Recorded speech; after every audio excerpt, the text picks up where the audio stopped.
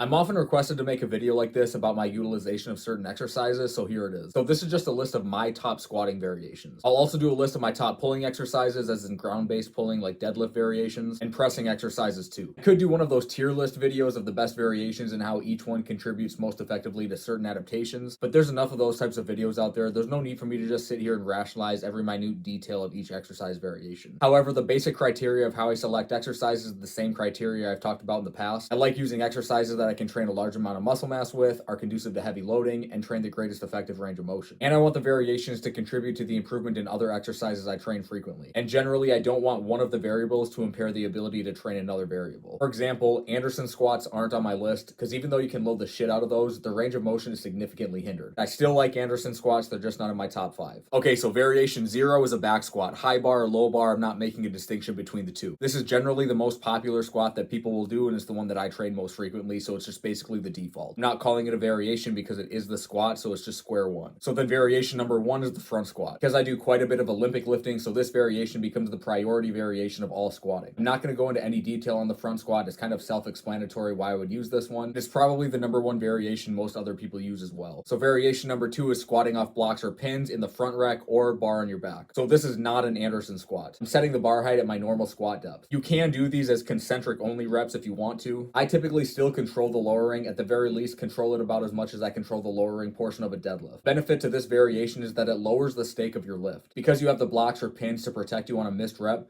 you can go into heavy reps with more confidence knowing that if you miss, the bail is much easier. And I like how you can completely unload yourself at the bottom, adding a challenge to maintaining posture as the bar breaks off the pins. If you're weak in the front rack, this can really expose that. My number 3 variation is the Zercher squat. I like this because you can go heavy, another front-loaded variation that you can load up just as much as a back squat. Other than being soft, there is absolutely no barrier of entry, no shoulder or wrist mobility prerequisites. If you have a beat up shoulder or a beat up wrist, you can always Zercher squat. And due to the position of the load with the bar in the crooks of your elbows, the squat pattern just seems to be really easy to sink into. The weight just kind of puts you into a good squatting pattern. Sometimes when you back squat or front squat, it can take a few warm-up sets to hit a depth that you're satisfied with. This never really happens with the Zercher squat. My number 4 variation is the low box front squat. Just like squatting from the pins, you still control the lowering all the way down to the box, and it offers a unique challenge to the front rack after you sit and pause in the box and you have to roll forward a little bit to initiate your squat up. This variation just isn't as common. I don't see many people using this, but I really like it a lot. My last variation, number 5, is the pause squat, bar on your back. These just feel amazing, sitting deep into the bottom of a squat and relaxing at deep hip flexion. I'm pretty sure Zach Tellender made a video exclusively talking about squatting this way. And again, it's just another good challenge driving out of the hole without utilizing any aid of the stretch reflex. So those are my top 5 squatting variations: the front squat, the pin squat, the low box front squat, Zercher squat, and the pause squat. If you run the Haas Project, Haas Olympic, or join Haas Concurrent, you'll be doing all of these variations. Feel free to leave a comment if there's a certain variation you like that I didn't mention, or if you just want to ask me about a certain variation that you like to do. That's all I have for this video. Like I said, I'll make a list for the top pulling exercises and the top pressing exercises that I like to use. Thanks for watching. I'll see you next time.